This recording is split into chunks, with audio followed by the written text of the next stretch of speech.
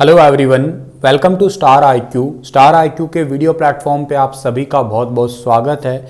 दोस्तों, आज 13 अक्टूबर 2021 के हरियाणा करंट अफेयर इस पर्टिकुलर वीडियो में हम पढ़ने वाले हैं। अगर आप स्टार आईक्यू पे पहली बार आए हैं तो इस चैनल को सब्सक्राइब करना बिल्कुल मत भूलिएगा और मेरे द्वारा पढ़ाए गए हर एक लेक्चर को पढ़ने के लिए दोस्तों आप स्टार आईक्यू चैनल को सब्सक्राइब जरूर कीजिएगा। पास में बेल आइकन है, उसे भी प्रेस कर दीजिएगा।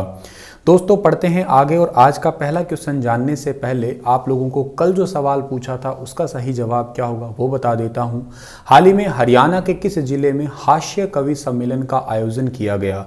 तो हास्य कवि सम्मेलन का आयोजन हरियाणा के कैथल डिस्ट्रिक्ट में किया गया, यानी कि सवाल का ए वाला ऑप्शन जो है वो बिल्कुल ठीक था।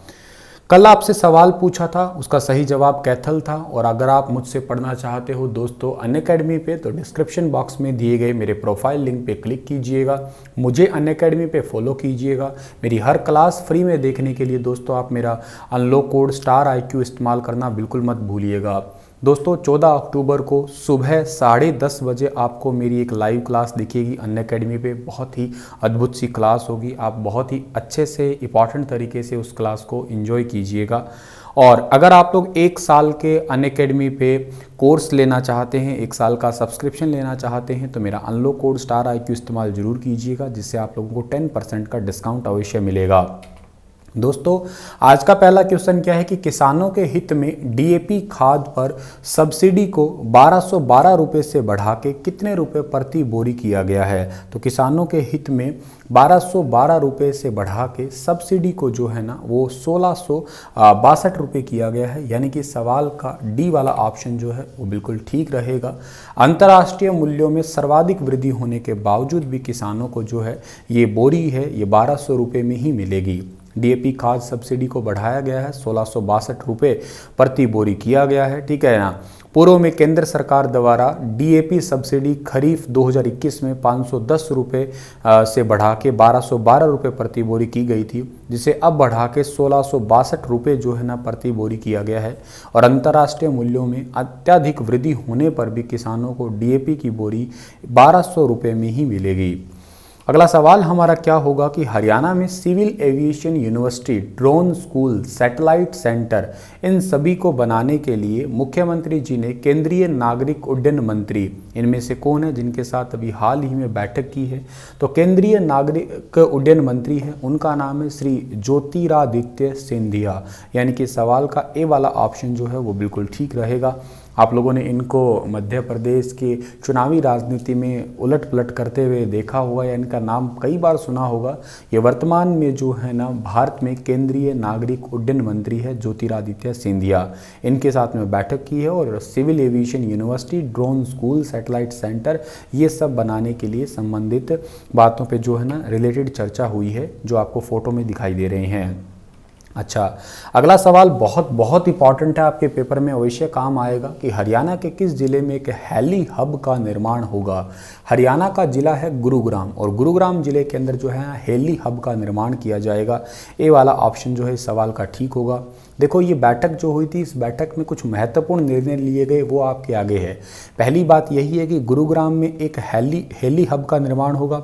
दूसरा है हरियाणा में जो है ना एक ड्रोन फेस्टिवल आयोजित किया जाएगा, अच्छा, जिससे इस क्षेत्र को गति भी मिलेगी। ड्रोन स्कूल और राजीव गांधी राष्ट्रीय विमानन विश्वविद्यालय का सैटेलाइट सेंटर बनाने पे भी जो है ना चर्चा की गई है रिसेंटली। के साथ ही हरियाणा के मुख्यमंत्री जी ने एयर टरबाइन फ्यूल पर राज्य द्वारा लगाए जाने वाले वैट को 1% तक कम करने की स्वीकृति दी है। एक्चुअली क्या है कि हरियाणा सरकार द्वारा एयर टरबाइन फ्यूल पर वैट दरों को 20 से घटा के 1% किया है। एक्चुअली बात तो है ये, तो ये बात आपको याद रखनी है, इंपॉर्टेंट। दूसरी बात है, हरियाणा के मुख्यमंत्री जी ने ये कहा है कि हिसार को साल 2023 तक जो है विकसित कर लिया जाएगा। करनाल और अंबाला की हवाई पट्टियों का भी विकास करवाया जाएगा और भिवानी में स्थापित हो रहे पायलट प्रशिक्षण स्कूल का शुभारंभ भी जल्द ही किया जाएगा। तो आपको ये याद होगा, हिसार एयरपोर्ट का नाम महाराजा अग्रसेन एयरपोर्ट के नाम पे रखा गया है और ये एयरपोर्ट अभी इसका काम जो है जारी है, काम चल रहा है और साल 2023 तक जो है ना ये रनिंग कंडीशन में आ जाएगा। अच्छा, इसके अलावा आपको करनाल के अंदर जो है ना एक 67 एकड़ में एयरपोर्ट है, ये बनना है। एक्चुअली ये एक हवाई पट्टी टाइप से तो है ही, और 67 एकड़ में एयरपोर्ट है। ये चुनावी घोषणा में ही था, प्रोजेक्ट काफ़ी लंबे टाइम से इस पर काम चल रहा है। 67 एकड़ में कंप्लीट एक छोटा सा एयरपोर्ट बनाया जाएगा करनाल डिस्ट्रिक्ट के अंदर। अगला क्वेश्चन है कि हरियाणा के किस जिले के माजरा गांव में प्रस्तावित अखिल भारतीय आयुर्विज्ञान संस्थान, जिसको आप एम्स कहते हैं, जिसे all India institute of medical science कहा जाता है, और इसके निर्माण का रास्ता साफ हो गया है। मतलब यहाँ पे हरियाणा के अंदर एम्स बनने वाला है माजरा गाँव में। और ये माजरा गाँव पड़ता है दोस्तों कहाँ पे, रेवाड़ी के अंदर। यानी कि सी वाला ऑप्शन जो है इस सवाल का बिल्कुल ठीक रहेगा। हरियाणा में स्वास्थ्य सेवाओं के विस्तार के लिए रेवाड़ी जिले के माजरा गांव में जो है एम्स बनने वाला है। इसी के लिए रिसेंटली मुख्यमंत्री मनोहर लाल जी की अध्यक्षता में केंद्रीय राज्य मंत्री राव इंद्रजीत सिंह, सहकारिता मंत्री डॉक्टर बनवारी लाल और इनके साथ किसानों के प्रतिनिधि मंडल की बैठक में ये फैसला लिया गया। ठीक है, यहाँ पे सारी औपचारिकता जो होती है वो पूरी हो चुकी है, और इसके लिए रिसेंटली एक बजट है, उस बजट को पास किया जाएगा। और हरियाणा के रेवाड़ी जिले के उपायुक्त का नाम है यशेंद्र सिंह, ये भी याद रखिएगा आप लोग। मुख्यमंत्री श्री मनोहर लाल ने इनमें से कौन सा डिस्ट्रिक्ट है जिसमें राष्ट्रीय महत्व के 2 प्रदेश स्तरीय संस्थानों में प्रवेश शुरू करने की अनुमति दी है? तो ये 2 डिस्ट्रिक्ट है, एक तो गुरुग्राम है, कुरुक्षेत्र है। यानी कि ए और बी ऑप्शन जो है इस सवाल का बिल्कुल ठीक रहेगा। मुख्यमंत्री जी ने गुरुग्राम और कुरुक्षेत्र में राष्ट्रीय महत्व के 2 प्रदेश स्तरीय संस्थानों में प्रवेश शुरू करने की अनुमति दी है। यह संस्थान state institute of advance studies in teacher education इसके नाम से जाने जाएंगे। और ये लाइन आपके लिए सीधी सीधी पेपरों के लिए कामयाब है, क्या कि state institute of advance studies in teacher education, ये कहाँ पे होंगे? गुरुग्राम और कुरुक्षेत्र के अंदर। बहुत इंपॉर्टेंट है, कॉपी पे लिख लीजिएगा, काम आएंगे आपका। और इन दोनों संस्थानों में 4 वर्षीय बीएड कोर्स में इसी स्तर से छात्रों को दाखिल किया जाएगा। इन संस्थानों में शिक्षक शिक्षा अंतर्राष्ट्रीय स्तर का पाठ्यक्रम लागू किया जाएगा, और स्कूली स्तर के को थोड़ा ऊपर उठाने के लिए बहुत इंपॉर्टेंट होगा। जो नई एजुकेशन पॉलिसी है उसमें भी बहुत कामयाब हो गई ये दोनों के दोनों संस्थान।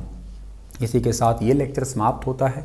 आपके लिए क्वेश्चन है कि हरियाणा सरकार का सब्जियों में बांस स्टैकिंग व लोहे स्टैकिंग के लिए कितने % तक का अनुदान दिया जा रहा है? 50 से 80, 70, 60 और 90। थोड़ा विस्तार से बताना इसके बारे में। कल फिर हाजिर होते हैं लेटेस्ट अपडेट के साथ में, तब तक आप लोग अपना ख्याल अवश्य रखिएगा।